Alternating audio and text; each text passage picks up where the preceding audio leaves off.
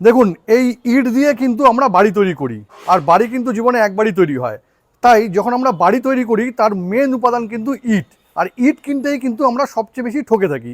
আমরা ইট কিনতে কোনো সাপ্লায়ারের কাছে যাই বা দোকানদারের কাছে যাই, সেখান থেকে কিন্তু তারা যে ইটটা দেয় আমরা কিন্তু সেটাই ইউজ করে থাকি। তো আমার কাছে এমন একটা প্রসেস আছে, যেই প্রসেসটা আপনারা যদি একবার দেখে নেন তবে কিন্তু ইট কিনতে আর কোনো দিনই আপনারা ঠকবেন না। দেখুন, কোনো সাপ্লায়ারের কাছ থেকে বা দোকানদারের কাছ থেকে যখন আপনি বাড়ি তৈরি করার জন্য ইট নেবেন, সবার প্রথমে কি করবেন, তার কাছ থেকে এরকম একটা ইটের স্যাম্পল নিয়ে নেবেন। আর তারপরে আপনাকে যেটা করতে হবে সেটা হলো এই ইটটাকে প্রথমে কোনো একটা ওয়েট মেশিন দিয়ে আপনি ওয়েট করে নেবেন। যেমন আমি যে ইটটা নিয়েছি তার ওয়েটটা, যখন আমি সেই ইটটাকে দোকান থেকে নিয়ে এসে বা ইটের স্যাম্পলটা দোকান থেকে নিয়ে এসে তার যে ওয়েট করেছি, সেই ওয়েটটা এসছে 2.23 কেজি। এবার আপনাকে কি করতে হবে, এই ইটটাকেই কিন্তু একটা বালতিতে জলে 24 ঘন্টা চুবিয়ে রাখতে হবে।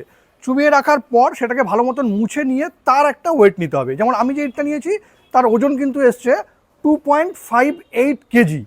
এবার দু রকমের ইটের কিন্তু আপনার কাছে ওজন হয়ে গেল। প্রথমে হচ্ছে ফ্রেশ ইট, তারপরে কিন্তু সেই ইটটাকে 24 ঘন্টা জলে চুবিয়ে রেখে তার যে ওজন হলো সেটা। এবার আপনাকে যেটা করতে হবে, যে সেকেন্ড যে ইটের ওজনটা আসলো 2.58 কেজি, যেটা আমার এসছে, সেখান থেকে কিন্তু যে ফ্রেশ ইটটা ছিল সেটাকে আপনাকে মাইনাস করে দিতে হবে। মাইনাস করে দিলে কিন্তু আপনার কাছে একটা ফিগার আসবে। এবার যে ফিগারটা আসবে সেটাকে আপনাকে ভাগ করে নিতে হবে। আপনাকে আপনি যে ইটটা জলে চুবিয়ে রেখেছিলেন তারপরে যে ওজনটা আসলো সেই ইটটা দিয়ে কিন্তু আপনাকে ভাগ করে নিতে হবে। সেটা ভাগ করে নেওয়ার পর যে ফিগারটা আসবে তাকে কিন্তু আপনাকে পার্সেন্টেজ করে নিতে হবে, 100 দিয়ে গুণ করে নিতে হবে।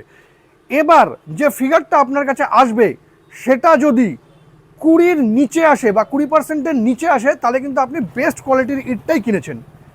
আর আর সেই ফিগারটা যদি 15-র নিচে আসে তাহলে কিন্তু আপনি এক্সিলেন্ট কোয়ালিটির ইট কিনে ফেলেছেন।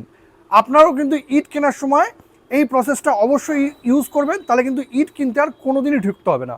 ভিডিওটি ভালো লাগলে কিন্তু অবশ্যই শেয়ার করবেন। এই ভিডিওটা কিন্তু অনেকেরই খুব কাজে আসবে। Thank you.